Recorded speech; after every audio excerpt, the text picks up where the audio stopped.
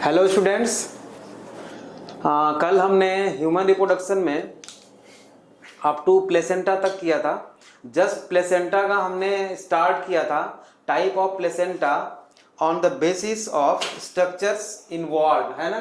Maternal part and fetal part के involvement के basis पे हमने क्या किया था, टाइप ऑफ प्लेसेंटा देखा था, है ना। तो इसके बेसिस पे हमने 5 टाइप ऑफ प्लेसेंटा देखे थे, जैसे एपिथीलियो कोरियल, है ना, सिनडेस्मो कोरियल प्लेसेंटा, हीमोकोरियल प्लेसेंटा। तो ह्यूमन प्लेसेंटा जो होता है बेटा वो हीमोकोरियल प्लेसेंटा होता है ना, जिसमें कि मैटरनल पार्ट का इन्वॉल्वमेंट बहुत ही कम, मतलब नहीं होता है ना। तो आज हम उसको आगे कंटिन्यू कर रहे हैं बेटा, है ना। अब type of placenta on the basis of distribution of villi on chorion, है ना। Type of placenta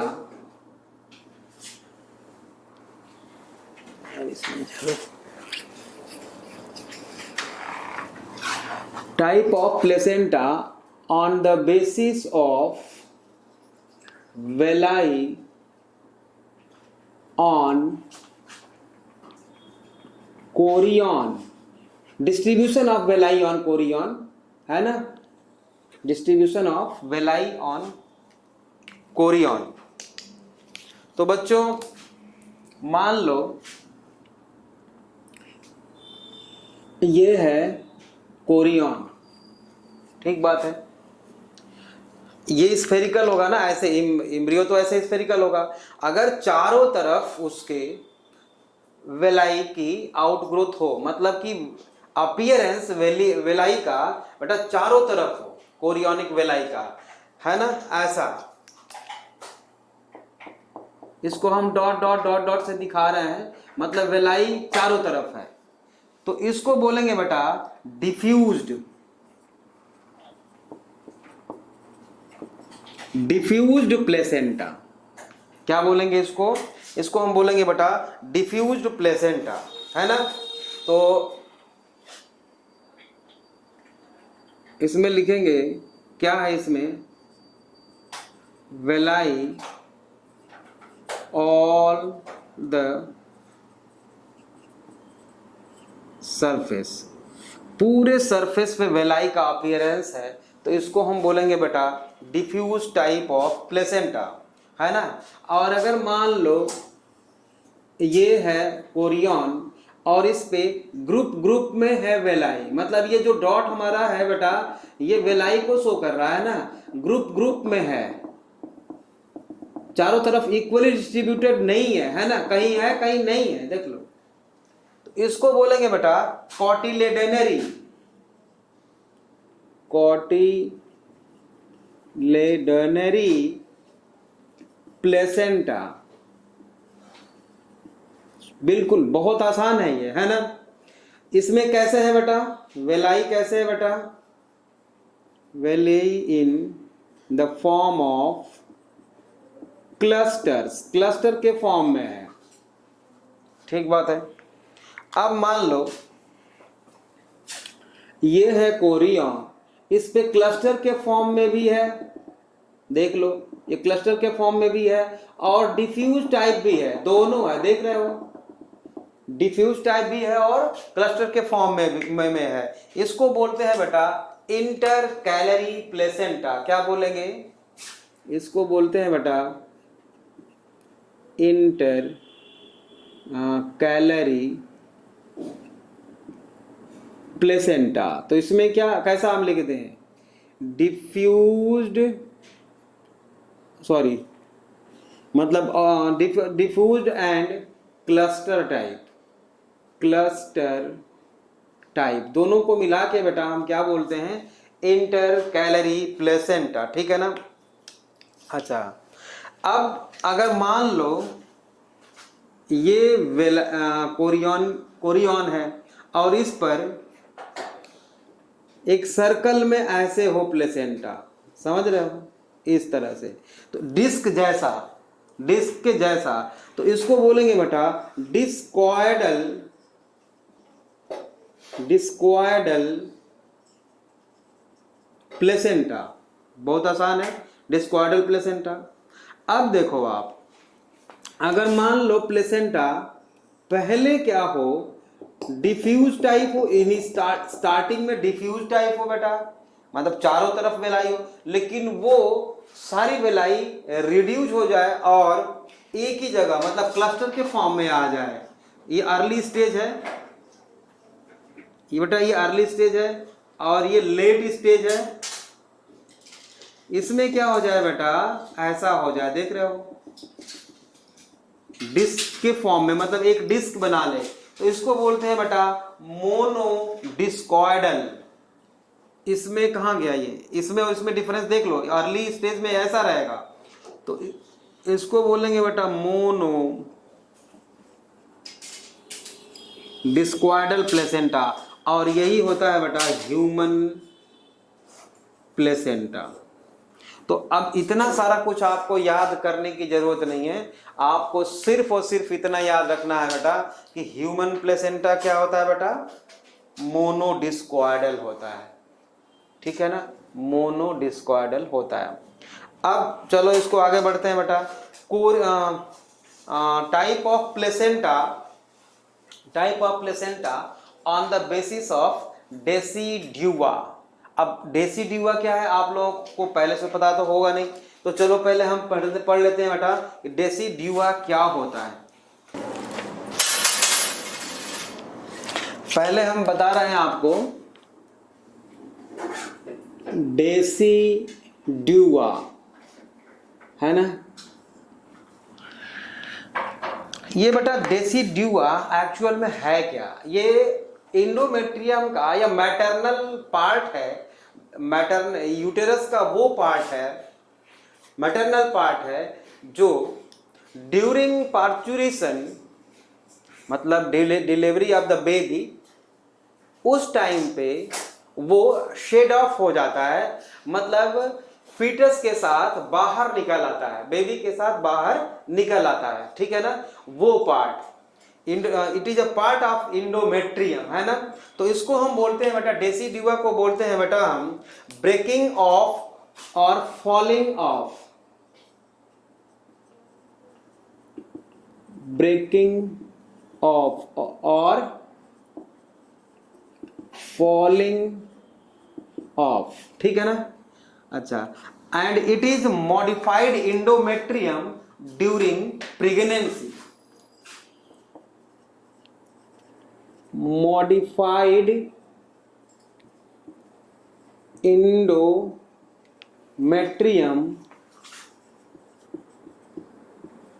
during pregnancy, ठीक बात है, ओके। अब चल बेटा देख इधर थोड़ा, ये मान लेते हैं ऐसा यूटेरस होता है, यूं, ये डायग्राम कितनी बार हम लोग बना चुके, अब तो याद हो गया होगा आप लोगों को। ये फैलोपियन ट्यूब है बेटा, है ना, ये ओवरी है, ऐसा, ये है इंडोमेट्रियम, ये है बेटा इंडोमेट्रियम, ये है इंडोमेट्रियम, ठीक बात है, मतलब ये पूरा का पूरा यूटेरस है, ठीक है। और हम मान लेते हैं बेटा कि ये जो है फीटस है, ये क्या है बच्चों, ये है फीटस, हम F लिख देते हैं, और इसने अटैचमेंट बनाया है बेटा इंडोमेट्रियम के साथ, ठीक है। यहाँ पे ये कोरियोनिक वेलाई है, ऐसा फीटस है, ठीक बात है। तो इस फीटस का वो पार्ट जहां पे इंडोमेट्रियम के साथ ये अटैच है, एक्चुअली यहां पे अटैच है ना, यहां पे ये, तो इस पार्ट को बोलेंगे बेटा डेसिड्यूआ बेसाइलिस, क्या बोलेंगे, part of endometrium which involve in actually placenta, आप ऐसा बोल सकते हो, है ना, मतलब junction of mother and fetus, यही है ना, junction of mother and fetus. इस प्लेसेंटा को बोलेंगे बेटा हम, या डेसिड्यूआ को बोलेंगे डेसिडुआ बेसाइलिस। तो डेसिडुआ बेसाइलिस को हम क्या लिख दें बेटा यहाँ पे? It is junction of mother and fetus, actually placenta, है ना। And those part of endometrium और uterus which surround the fetus, मतलब बेटा ये जो इसके चारों तरफ भी आ जाता है, मतलब ये पेनिट्रेट करके अंदर जाएगा तो चारों तरफ इसको कवर अप कर ही लेगा, कर लेगा, ठीक है ना। इसको बोलते हैं बेटा हम डेसिडुआ कैप्सुलेरिस। इसको क्या बोलते हैं बेटा हम? Decidua capsularis, decidua capsularis. इसमें क्या लिखते हैं बेटा? इसमें इट सराउंड्स द फीटस, है ना। ये क्या करता है? फीटस को सराउंड कर रहा है ना बेटा, सराउंड्स द फीटस, है ना। उसको हम बोलते हैं डेसिडुआ कैप्सुलेरिस। अब बाकी जो इंडोमेट्रियम का पार्ट बच गया बेटा, कौन सा पार्ट बच गया देख लो। ये पार्ट बच गया पूरा, ये भी यहां से यहां तक बच गया बेटा, यहां ये भी बच गया और ये भी बच गया, ठीक बात है। तो इन सब को, मतलब इसको, इसको और इसको, सबको जो इतना बचा है उसको हम बोलेंगे बेटा डेसिडुआ पैराइटैलिस। क्या बोलेंगे? डेसिडुआ पैराइटैलिस। द इंटायर एंडोमेट्रियम, है ना, द इंटायर इंडोमेट्रियम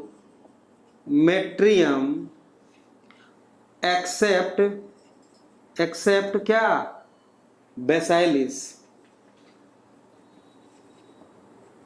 डेसिडुआ बेसाइलिस को छोड़ के और फिटस के चारों तरफ को छोड़ के हम डेसिडुआ पैराइटैलिस बोलते हैं। मतलब आपको समझ में आ गया बेटा कि डेसिडुआ एक्चुअल में क्या है? वो पार्ट है जो बाहर निकल जाता है ड्यूरिंग पार्चुरेशन, ठीक है।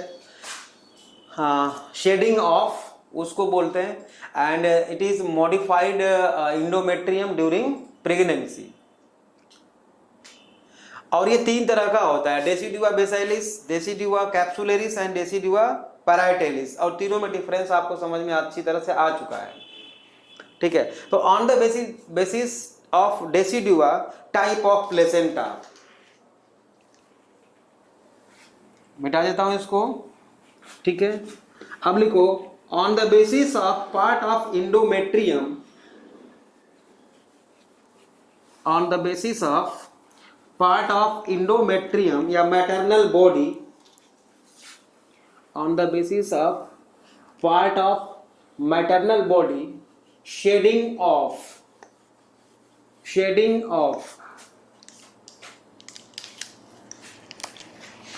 अब थर्ड टाइप हम पढ़ने जा रहे हैं बेटा, type of placenta on the basis of part of maternal body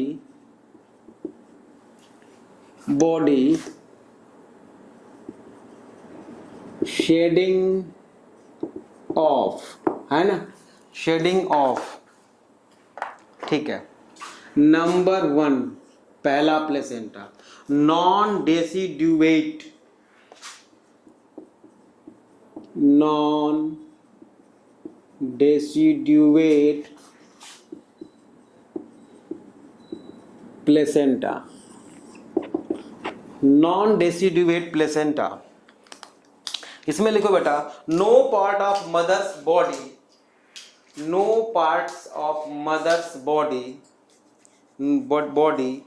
is shedding off, no parts of mother's body is shedding off, कोई शेड ऑफ नहीं होता, बाहर नहीं होता। एग्जाम्पल लिखिए इसका बेटा, इसका एग्जाम्पल है pig and kettles etcetera, pig cattle etcetera, ठीक है, इसमें कोई भी पार्ट बाहर नहीं आता, ठीक बात है, नॉन डेसिड्यूवेट प्लेसेंटा। अब है डेसिड्यूवेट प्लेसेंटा, सेकेंड वन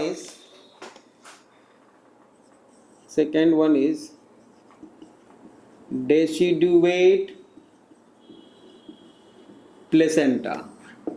आप जानते हो डेसिड्यूवेट में क्या होगा, शेडिंग ऑफ होगा, तो इसमें लिखिए some parts of mother's body in bracket decidua basalis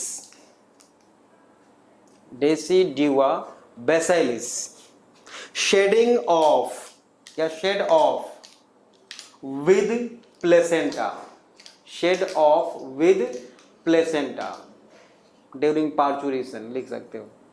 इसका एग्जाम्पल लिखो बेटा ह्यूमन, इसका एग्जाम्पल क्या लिखोगे, ह्यूमन, है ना, डेसिड्यूवेट प्लेसेंटा में ह्यूमन लिखोगे, ठीक है ना। बस एक और है, चाहो तो लिख सकते हो इसका टाइप ऑफ प्लेसेंटा में on the basis of shedding of में कॉन्ट्रा डेसिड्यूवेट, चाहो तो लिख लो, उसकी जरूरत नहीं है बट लिख लो, कॉन्ट्रा डेसिड्यूवेट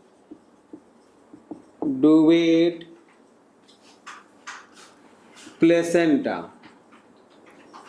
कॉन्ट्रा डेसिड्यूवेट प्लेसेंटा में लिखिए no part of mother's body shed off, no part of mother's body shed off, comma, instant the fetal components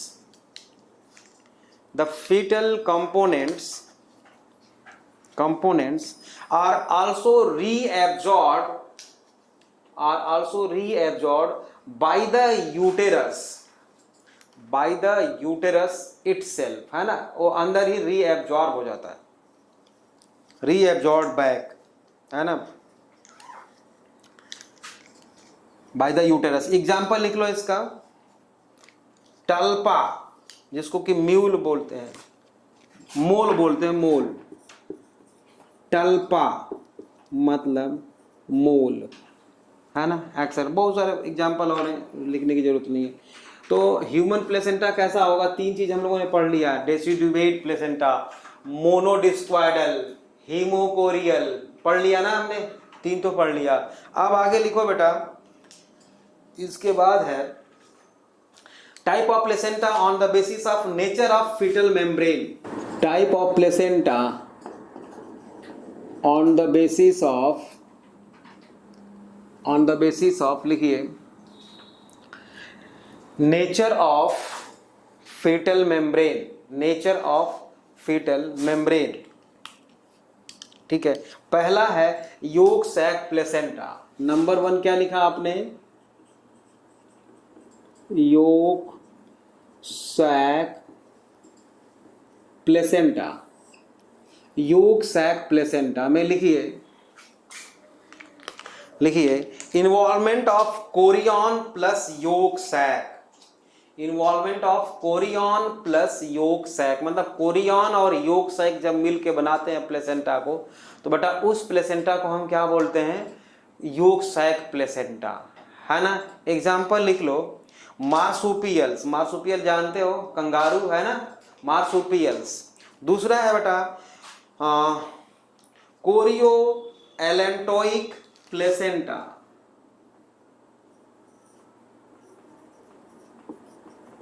chorio allantoic placenta. देखो कोरियन प्लस एलेंटोइसिस में होगा बेटा, सिंपल सी बात है, किससे बनेगा ये, कोरियन प्लस एलेंटोइस से बनेगा, है ना। इसका एग्जाम्पल क्या होगा, लिखो, इसका एग्जाम्पल होगा बेटा most of the eutherian mammals, most of the eutherian mammals, हमने पढ़ा है प्रोटोथेरिया, यूथेरिया, है ना, मैमेलिया में के क्लास में पढ़ा है हमने, है ना। तो most of the eutherian mammals. Third one is chorionic placenta, third one is chorionic placenta. तो इसमें क्या होगा, involve only Korean, involve only Korean. Example क्या होगा बता सकते हो आप, ह्यूमन। तो ह्यूमन प्लेसेंटा क्या क्या हो गया बेटा, बता सकता है कोई, है ना।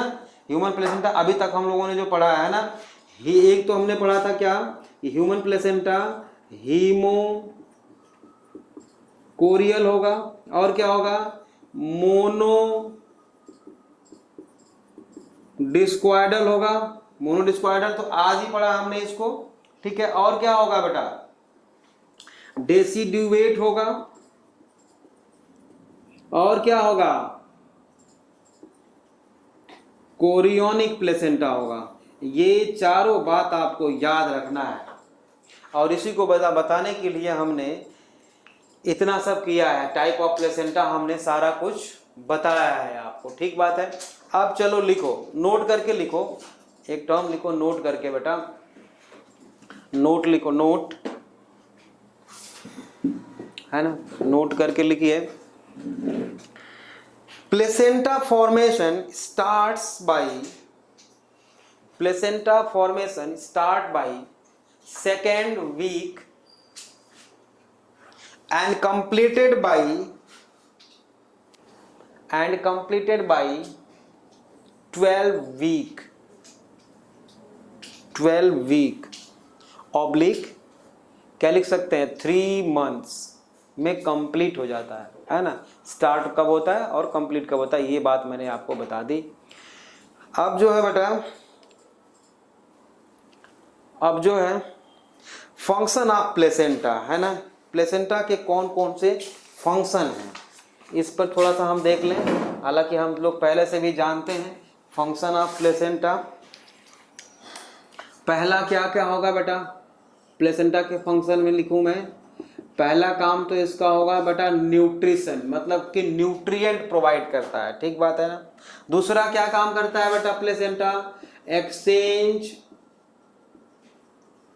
Of gases between mother and fetus का काम करता है। तीसरा फंक्शन क्या लिख दूं इसका बेटा, इट बिहेव लाइक इंडोक्राइन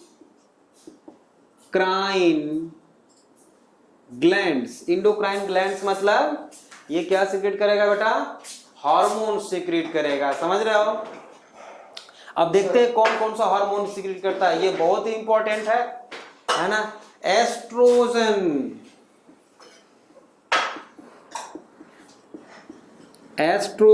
और क्या, प्रोजेस्टेरॉन है ना।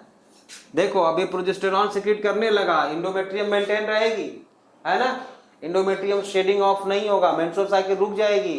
क्यों, क्योंकि प्रोजेस्टेरॉन रिलीज होने लगा ना, और एस्ट्रोजन भी रिलीज हो रहा है बेटा, ठीक है। अब HCG, H capital H small, C capital और G capital, human chorionic gonadotropin, क्या नाम है इसका बेटा, ह्यूमन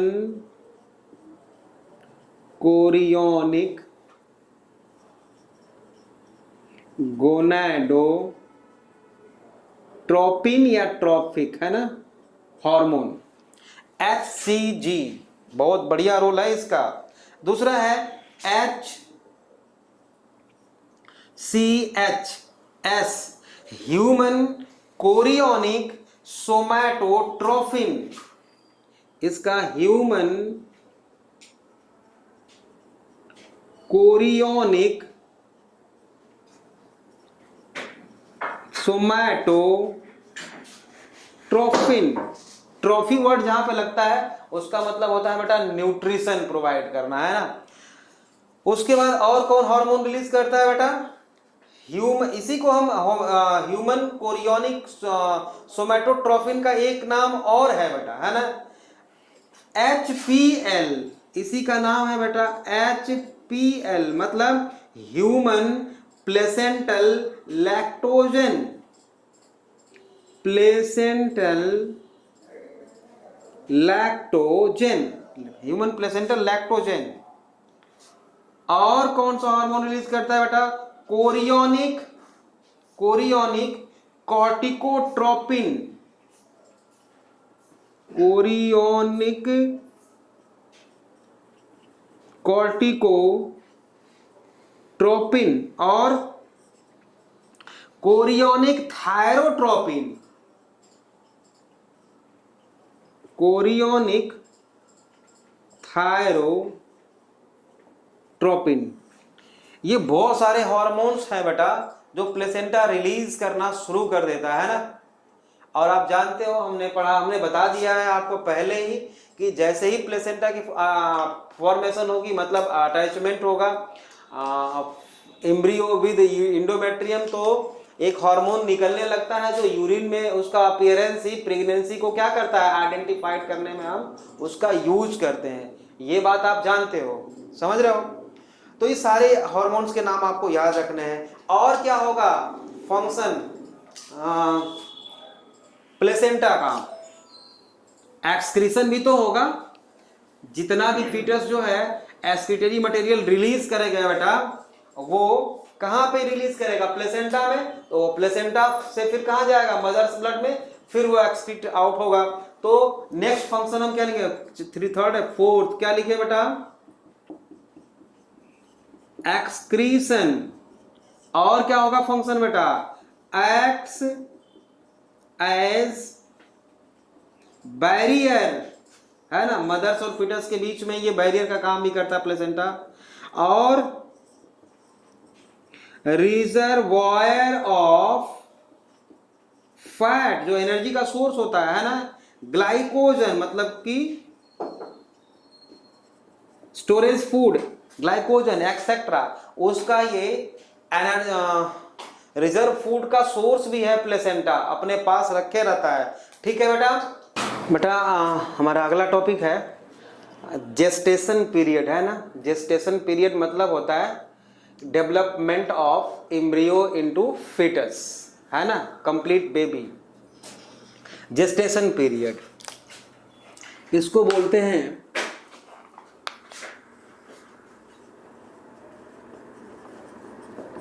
जेस्टेशन पीरियड। ठीक है,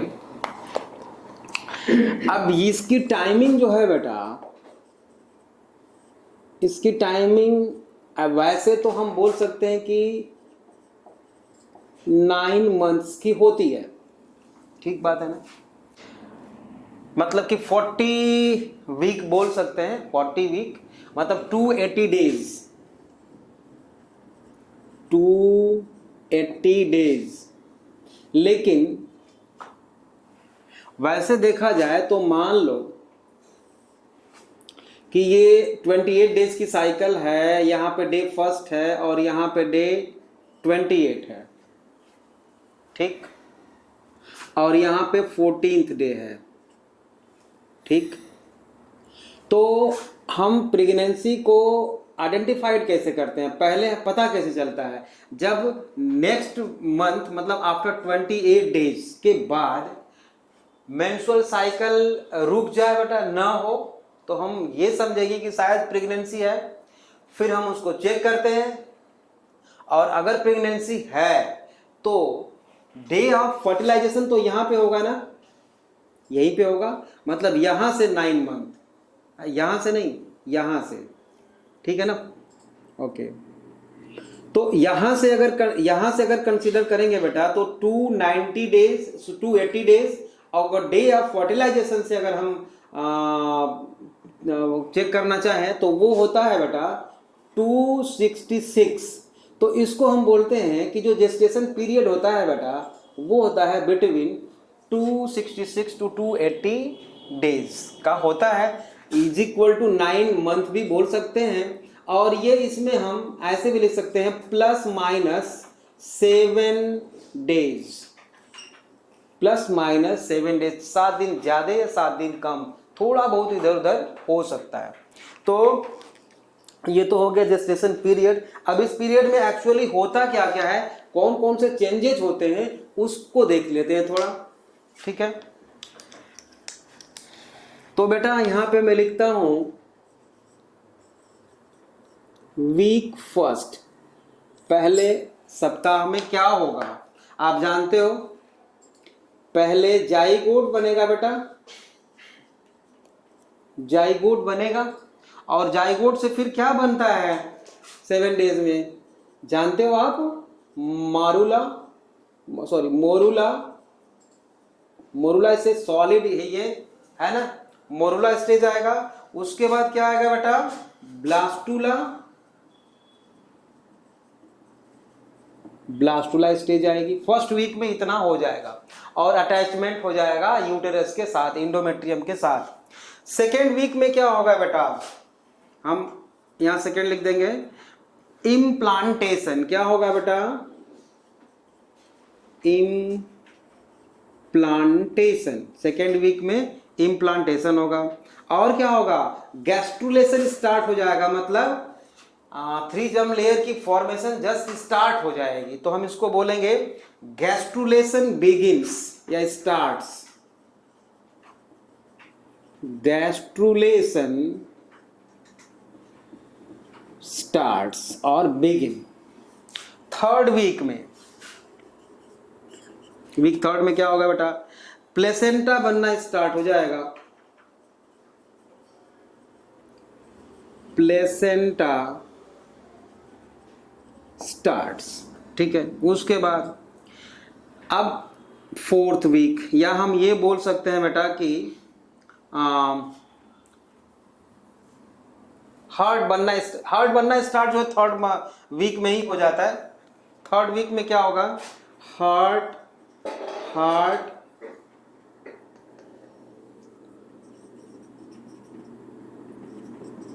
फॉर्मेशन स्टार्ट हो जाता है। थर्ड वीक के लास्ट में बेटा हार्ट फॉर्मेशन स्टार्ट हो गया, और ये जो है बेटा फोर्थ वीक में के लास्ट में, मतलब 1 मंथ के लास्ट में सबसे पहला ऑर्गन हार्ट होता है, जिसमें कि बीटिंग भी स्टार्ट हो जाती है ना। मतलब कि ये वो फर्स्ट ऑर्गन है जो कंप्लीटली बन जाता है लगभग, है ना। मतलब हार्ट बीट अपीयर,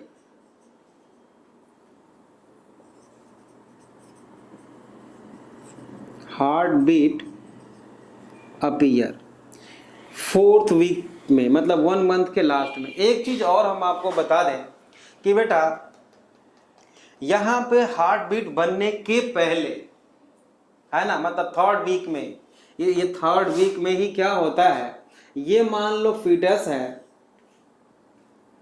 और ये इसका ये हेड रीजन है जिसको प्रोकॉर्डल प्लेट आप बोलते थे, प्रोकॉर्डल प्लेट, और यहां पे बेटा प्रिमिटिव स्ट्रिक है। ये क्या है, मान लेते हैं प्रिमिटिव स्ट्रिक है। तो प्रिमिटिव स्ट्रिक में बेटा यहां पे एक छोटा सा होल होता है जिसको हम क्या बोलते हैं, ब्लास्टोपोर, और इसी ब्लास्टोपोर से बेटा एनस की फॉर्मेशन होती है। और एनिमल्स, ह्यूमन जो है ड्यूटेरोस्टोमिक एनिमल होता है बेटा, पहले एनस बनता है ना, फ्रॉम ब्लास्टोपोर, यहां से, ठीक है। और ये हो गया बेटा प्रोकॉर्डल प्लेट हो गया, ये प्रोकॉर्डल प्लेट है जो कि हेड बना रहा है ये। तो हेड से और टेल, ये टेल बनाएगा, टेल मतलब कि लोअर लिम्ब, यहां से एक ऐसे ट्यूबुलर सॉलिड स्ट्रक्चर बन जाता है जिसको हम कहते हैं बेटा नोटोकॉर्ड की फॉर्मेशन हो जाती है थर्ड वीक में ही। और इसके बीच में बेटा, इसके बीच में, मतलब बीच में क्या, साइड में, स्टार्टिंग में तो, बाद में वो बीच में रन कर जाता है, एक ऐसे ट्यूबुलर स्ट्रक्चर आ जाता है बेटा, ऐसे ट्यूबुलर स्ट्रक्चर आ जाता है। इसको हम क्या बोलते हैं बेटा, न्यूरल प्लेट। क्या बोलते हैं, न्यूरल प्लेट कहते हैं। इस न्यूरल प्लेट से बेटा 2 चीजें बनती हैं, है ना, 2 चीजें बनती हैं। एक तो न्यूरल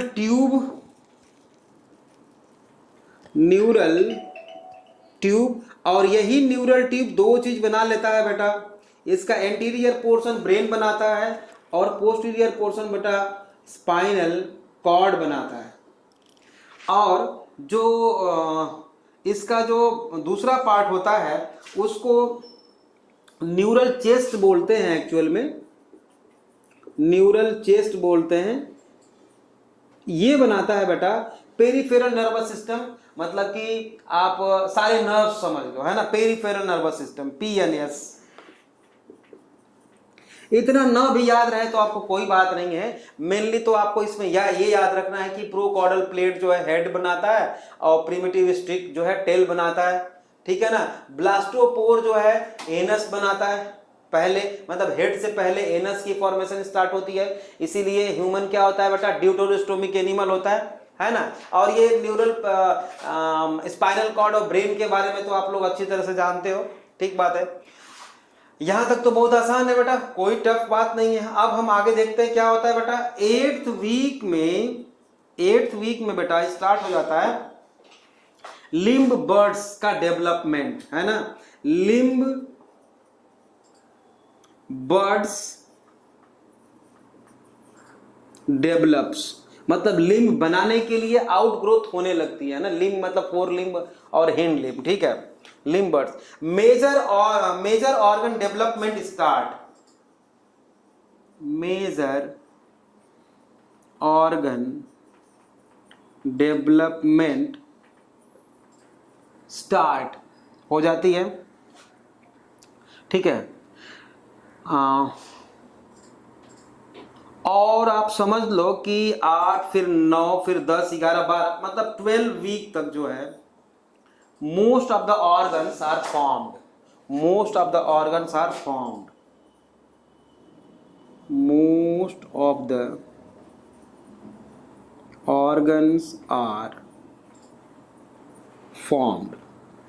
अब बेटा अगर पूरे 9 मंथ को हम लोग 3 पार्ट में डिवाइड करेंगे तो 3 मंथ में अगर, तो फर्स्ट 3 मंथ जो होता है उसको फर्स्ट ट्राइमेस्टर बोलते हैं, बोलेंगे।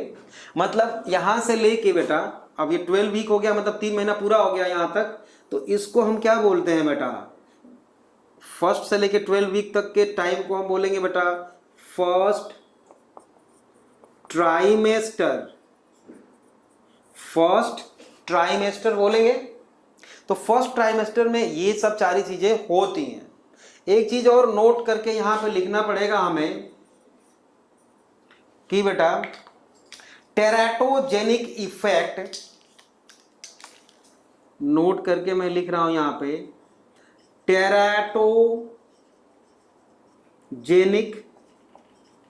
इफेक्ट, लिखो मैं बोल रहा हूं teratogenic effect of various organs, teratogenic effect on various organ occur in this time, है ना। this time मतलब इन ब्रैकेट फर्स्ट ट्राइमेस्टर, ठीक है। और टेराटोजेनिक इफेक्ट होता क्या है, मतलब कि दवाओं का साइड इफेक्ट, है ना, side effect of various chemicals और medicine during this phase first trimester is called teratogenic effect, है ना। और अगर मान लो अगर इफेक्ट हो गया तो उसको बोलते हैं, नेक्स्ट लिखते हैं, यहां पे लिखता हूं, अभी यहीं पे लिखता हूं थैलिडो, THALIDO, thalidomide, MIDE, might disorders, thalidomide disorders क्या होता है बेटा, क्या होता है ये, सेफ फॉर प्रेग्नेंट वोमेन, है ना। यहां पर डिसऑर्डर लिख दिया क्या मैंने, डिसऑर्डर नहीं है, डाइजेस्टर होना चाहिए भाई, यहां पे मैंने सॉरी गलत लिख दिया, ये हो गया डाइजेस्टर, है ना, डाइजेस्टर। थैलिडोमाइड डाइजेस्टर मीन्स होता है वो ड्रग्स जो ड्यूरिंग प्रेगनेंसी प्रेग्नेंट वुमेन के लिए सेफ होता है ना। एक ही चीज की मेडिसिन जो नॉर्मल पर्सन को हम देते हैं बेटा, वो प्रेग्नेंट वुमेन को नहीं देंगे, क्योंकि वहां पे कॉन्टिन्यूअस सेल डिवीजन चल रहा होता है एम्ब्रियो में, और उसका साइड इफेक्ट बहुत ज्यादा पड़ सकता है। इसलिए हम कोई भी दवा उठा के हम प्रेग्नेंट वुमेन को नहीं दे सकते। तो ऐसी मेडिसिन जो प्रेग्नेंट वुमेन के लिए सेफ हो, उसको बोलते हैं बेटा थैलिडोमाइड डाइजेस्टर। थैलिडोमाइड डाइजेस्टर आपको याद रखना है। टेराटोजेनिक इफेक्ट आपको याद रखना है ना। वो केमिकल्स, वो मेडिसिन्स हैं जो कॉम्प्लिकेशन कॉज करा सकते हैं प्रेग्नेंट वुमेन में। तो दो चीजें आपको पता चल गई, ठीक है। ओके, अब देखते हैं आगे क्या होता है। इसमें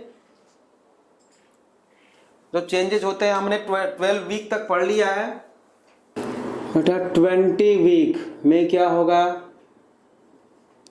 हेयर अपीयर हो जाएंगे, और इसको हम बोलते हैं बेटा लैनुगो। क्या बोलते हैं, lanugo. Lanugo means appearance of hair, है ना, appearance of hair. Eyebrow, appearance of hair appear, eyebrow etcetera, ये सारे अपीयर हो जाते हैं ना 20 वीक में। और बॉडी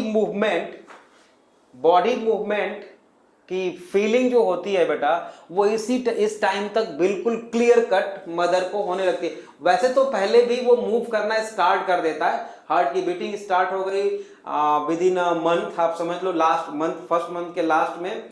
बट एक्चुअली जो फीलिंग है फिटस के मूवमेंट की, जो कहते हैं कि एक्चुअली फील करना, वो होता है बेटा बिटवीन 16 to 20 वीक्स। तो यहाँ पे हमने 20 लिखा है, मतलब यहाँ पे क्या होगा, यहाँ पे actually body movement is felt, body movement is felt, मतलब फीलिंग होने लगती है। ओके, अब है 24th वीक में क्या होगा, एक्चुअल में आईलिड ओपन होने लगती है ना, आईलिड्स ओपन, आईलिड्स ओपन हो जाती है कहते हैं। फिर 28 मंथ में क्या होगा बेटा,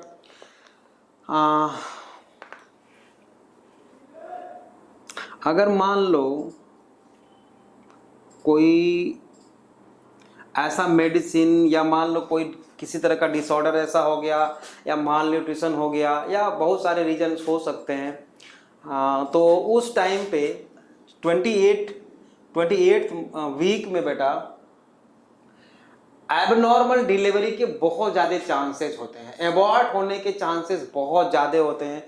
इसमें बहुत ज़्यादा प्रिकॉशन लेने की ज़रूरत पड़ती है। तो 28 मंथ में बेटा डिलीवरी या प्रीमेच्योर पार्चुरेशन पॉसिबल है। इसलिए इस टाइम पे ज़्यादा ध्यान देने की जरूरत है। अब इसमें चेंजेस क्या क्या होते हैं बेटा, जो अभी ऑर्गन्स बन गए हैं, सारे तो ऑर्गन्स बन ही गए हैं लगभग, उनका डेवलपमेंट कंटिन्यू होता है ना, 28th वीक में कंटिन्यू रहता है। और ये जब 28 वीक का जो फीटस होता है बेटा, सेकेंड ट्राइमेस्टर बोलते हैं, उसकी लेंथ होती है बेटा लगभग 50 to 53 सेंटीमीटर की, 50 to 53 सेंटीमीटर की। अब यही जो है आके बेटा लगभग कब 32 38, तो ये हो जाता है लगभग 36 to 40 वीक्स में फुल्ली डेवलप्ड, है ना, फीटस। और इसी टाइम पे क्या होता है बेटा, पार्चुरेशन होगा, baby delivery of the baby. और इस टाइम पे वो होता है लगभग इतने ही लेंथ तो इतनी ही लगभग होती है। वेट उसका जो होता है बेटा, ये इंपॉर्टेंट है कि जो न्यूबॉर्न बेबी होता है उसका वेट एक्चुअल में कितना होना चाहिए, है ना। उसका वेट होना चाहिए बेटा 2.4 टू 2.5 kg। अगर इससे कम है बेटा, इससे कम है तो उसको बोलते हैं कि लो बॉडी वेट। और लो बॉडी वेट अगर है तो कोई डिसऑर्डर होने के मतलब उसके सरवाइव करने के चांसेस थोड़े से कम हो जाते हैं। ऐसा नहीं कि बिल्कुल सरवाइव ही नहीं करेगा, है ना, लेकिन एक एवरेज वेट हमने एवरेज वेट जो है 2.4 टू 2.5 kg होता है, केजी का होता है। अब अगर एक राउंड फिगर में हम देखें बेटा कि कौन सा जर्म लेयर क्या बनाता है, ये भी बहुत इंपॉर्टेंट है। तो उसके रिस्पेक्ट में आपने टिश्यू में पढ़ा है बेटा, एपिथेलियल टिश्यू पढ़ा है आपने, कनेक्टिव टिश्यू, मस्कुलर टिश्यू और नर्वस टिश्यू पढ़ा है। तो अगर वैसे अगर हम देखें कि एक्टोडर्म क्या बनाता है, इंडोडर्म क्या बनाता है, मेसोडर्म क्या बनाता है, तो ये सारे याद कर पाना बहुत मुश्किल है और उतना पूछता भी नहीं है। लेकिन थोड़ा बहुत अगर आप जानना चाहो तो जैसे मान लो पूरे डाइजेस्टिव ट्रैक्ट की एपिथेलियल लाइनिंग है वो कौन बनाता है बेटा, एक्टोडर्म बनाएगा। कौन बनाएगा, एक्टोडर्म। इसको लिख लेते हैं कि एक्टोडर्म क्या बनाता है बेटा, मोस्टली मतलब एक राउंड फिगर में बात करें तो एक्टोडर्म क्या बनाएगा बेटा, एपिडर्मिस, एपिडर्मिस बनाएगा। और क्या बनाएगा एक्टोडर्म, नर्वस सिस्टम बनाएगा। आप जानते हो, हम पहले से भी जानते हैं, नर्वस सिस्टम बनाएगा। टिश्यू वाले में हमने पढ़ा है, नर्वस सिस्टम बनाएगा। और क्या बनाएगा, most of the sense organ, sense organs कौन बनाएगा बेटा, एक्टोडर्म बनाएगा सेंस ऑर्गन्स, ठीक बात है। कॉर्निया कौन बनाएगा, एक्टोडर्म बनाएगा, है ना। एंड एड्रेनल मेडुला, ये याद रखना चाहिए आपको, एड्रेनल मेडुला। क्यों, क्योंकि यहां से एपिनेफ्रिन और नॉन एपिनेफ्रिन हार्मोन सिक्रेट किए जाते हैं जो close coordination with nervous system effect डालते हैं। इसलिए एड्रेनल मेडुला क्या होता है बेटा, उसकी ओरिजिन होती है एक्टोडर्मल। मीजोडर्मल से आप दुनिया जानती है बेटा, मीजोडर्मल से कार्टिलेज है, बोन है, ब्लड है, सारे कनेक्टिव टिश्यू जितने भी हैं, एडिपोज टिश्यू, सारे के सारे कौन बनाता है, मीजोडर्म बनाता है बेटा, है ना। और एडेनल कॉर्टेक्स एंड एडेनल कॉर्टेक्स कौन बनाता है, मीजोडर्म बनाता है। और इंडोडर्म क्या बनाता है बेटा, डाइजेस्टिव ट्रैक्ट, डाइजेस्टिव ट्रैक्ट मतलब एपिडर्मिस तो कौन बनाएगा, एक्टोडर्म। नर्वस सिस्टम कौन बनाएगा, एक्टोडर्म। मेसोडर्म से क्या क्या बनता है, सेंस ऑर्गन्स, एडेनल मेडुला, मेनली जो याद रखने की चीज है। इंडोडर्म से क्या बनाएगा बेटा, जितना हमारा डाइजेस्टिव ट्रैक्ट होता है ना उसका जो एपिथेलिया है वो कौन बनाता है, इंडोडर्म बनाता है। ये याद करने की चीज है, आपको याद रखना चाहिए। मतलब digestive system, digestive system, epithelia, epithelia, ये याद रखने की चीज है ना। और एक्सेप्ट माउथ एंड एनस, ये भी आपको याद रखना चाहिए। माउथ और एनस इंडोडर्म नहीं बनाता, माउथ और लिप्स जो है, माउथ और एनस इंडोडर्म नहीं बनाता, एक्सेप्ट माउथ एंड एनस। तो एक राउंड फिगर में हमने देख लिया बेटा कि किस मंथ में क्या क्या बनता है ना। इसको जेस्टेशन पीरियड बोलते हैं। ये होता है कितने दिन का, 9 मंथ का। आगे देखते हैं बेटा, अब पार्चुरेशन, एक टॉपिक और बस बचा है, कौन सा, पार्चुरेशन। नेक्स्ट टॉपिक है बेटा हमारा कौन सा, पार्चुरेशन। क्या होता है पार्चुरेशन बेटा, delivery of the baby, fully foetus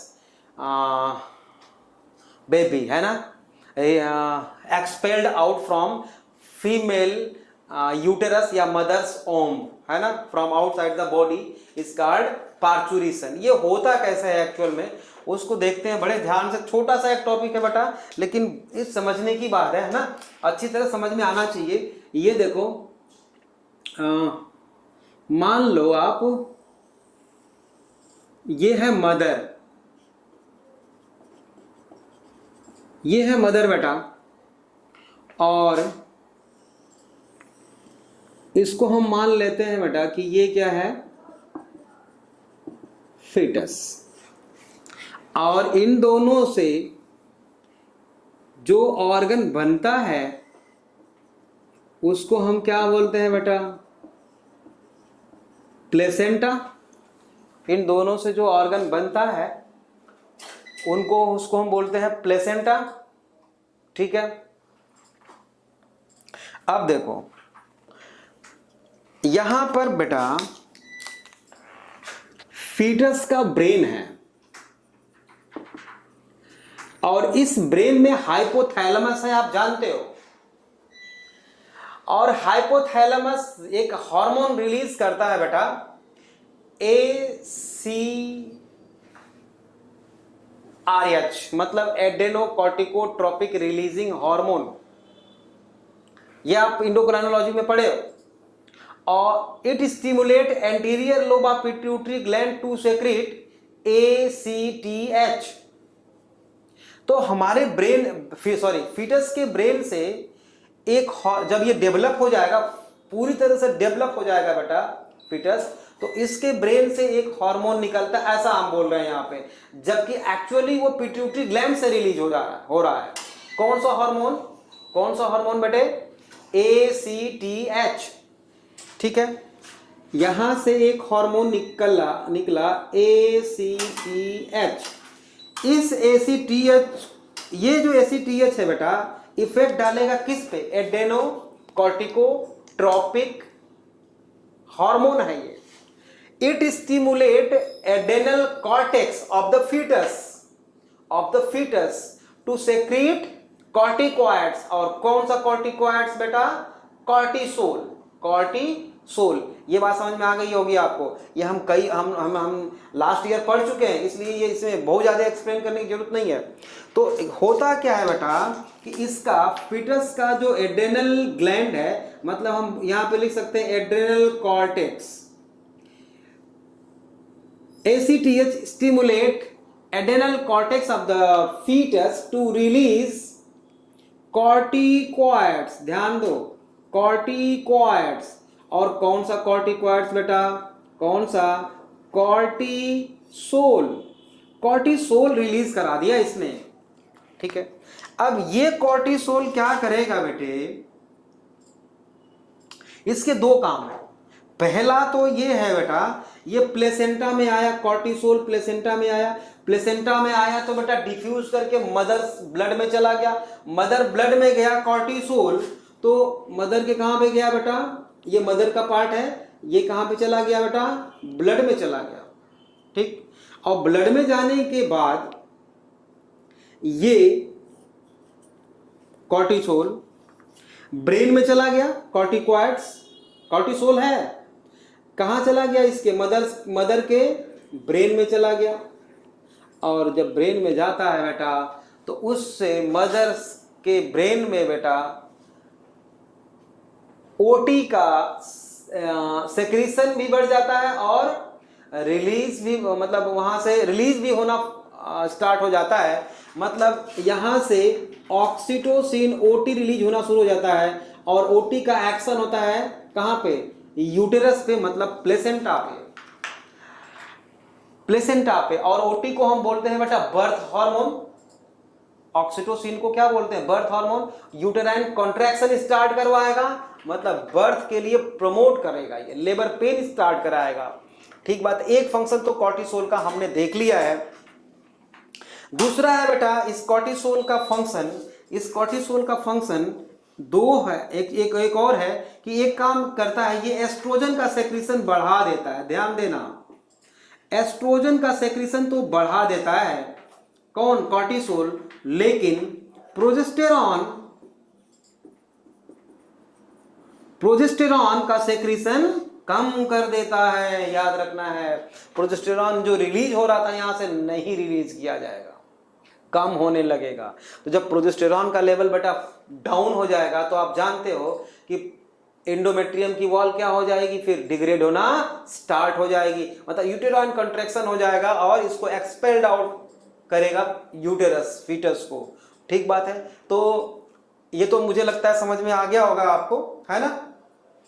progesterone का लेवल इसमें डाउन हो जाता है, ये भी हम लिख सकते हैं यहाँ पे, प्रोजेस्टेरॉन डिक्रीज हो जाता है। अब आपको लिखना है, मैं बोल रहा हूं ना यहाँ पे, अब पॉइंट्स कुछ मैं बोलूंगा, सब बात समझ में आ गई होगी आपको। अब लिखिए, पहला पॉइंट लिखो बच्चों, a fully formed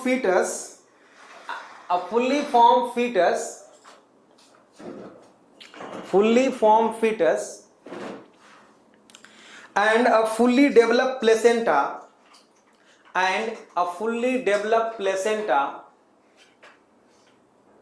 initiate the release of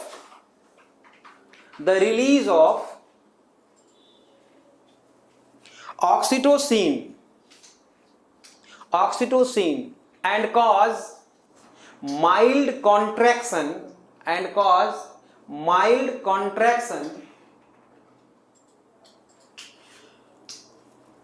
of uterus. This is called fetal ejection reflex. Fetal ejection reflex. ठीक है, दूसरा पॉइंट लिखिए, uterine contraction stimulates hypothalamus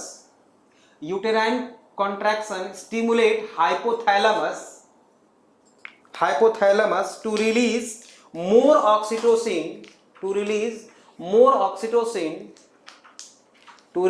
more oxytocin which in turn increase uterine contraction. Next point लिखेंगे, stages of parturition, heading दो, stages of parturition में बेटा first लिखो, 3 stages हैं इसमें कि फर्स्ट लिखिए stage of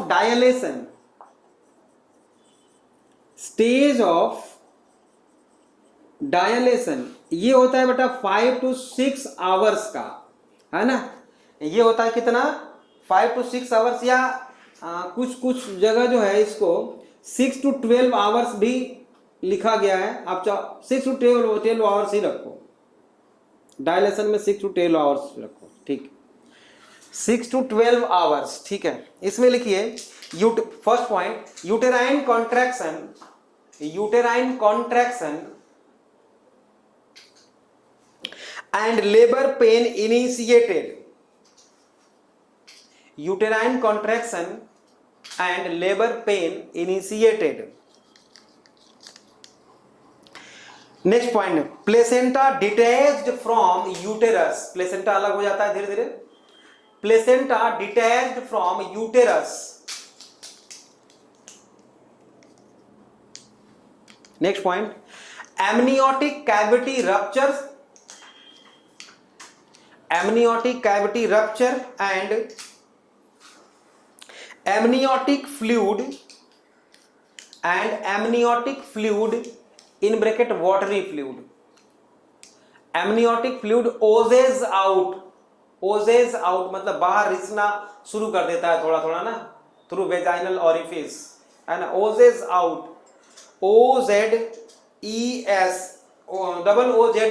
oozes out through vaginal opening. Next point, relaxin hormone है, relaxin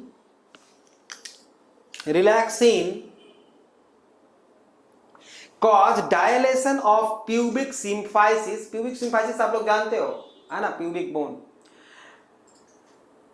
pubic symphysis and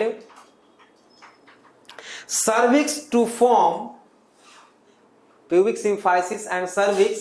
to form birth canal.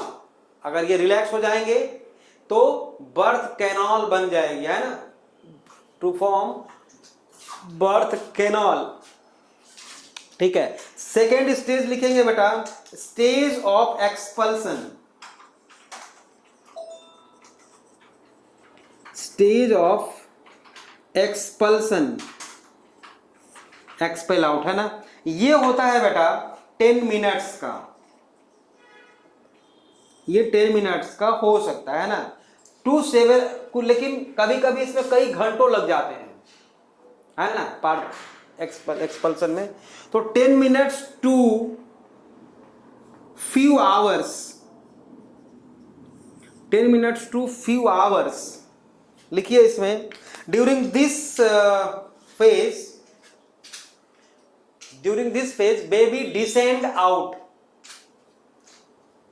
During this stage या phase baby descend out through the birth canal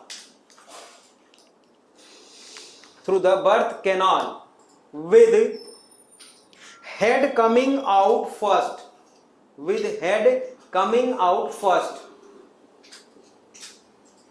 ठीक है ना, इसको सीधा parturition बोलते हैं। अगर बेटा बेबी का लेग पहले आता है तो बोल लेते हैं कि उल्टा पैदा हुआ है, ऐसा बोलते हैं लोग, है ना, head coming out first. Next point लिखिए, after expulsion of the baby, of the expulsion of the baby, umbilical cord is clipped, CLIPPED, clipped at two places on cut in between and support the baby, इस चीज को समझ लेते हैं, है ना। जैसे मान लो कि ये बेटा बेबी है, इसका ये हेड है और ये मान लेते हैं लेग है, तो ये स्टमक है, तो यहां से अम्बिलिकल कॉर्ड जो है ज्वाइन होगा ऐसा। तो जैसे ही बेबी बाहर आएगा बेटा, इसका अम्बिलिकल कॉर्ड तो इसके साथ लगा हुआ है, तो इसको क्या करते हैं बेटा, दो जगह इसको क्लिप कर देते हैं, बांध देते हैं, यहां पर और यहां पर मान लो, या इसके पास में, मतलब यहां पर और यहां पर, उसके बाद यहां से काट देते हैं, है ना, काट देते हैं, अलग कर देते हैं, ठीक है। ये सेकेंड स्टेज में आता है। थर्ड स्टेज में लिखिए stage after birth, third point लिखिए, स्टेज इज आफ्टर बर्थ, और इसका एक और नाम है प्लेसेंटल फेज,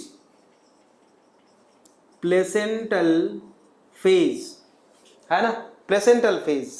ये बेटा 10 मिनट टू 45 मिनट्स का होता है, 10 मिनट्स टू 45 मिनट्स का ये होता है। इसमें लिखिए, during this the remaining umbilical cord, during this phase या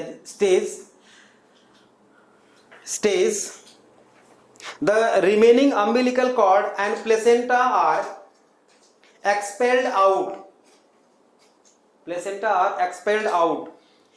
with continue uterine contraction, ठीक है। तो बेटा इस तरह से हमारा पार्चुरेशन कंप्लीट हो गया, ठीक है। इसके बाद होता है बेटा लैक्टेशन। तो लैक्टेशन हम लोग पहले भी पढ़ चुके हैं, बेटा।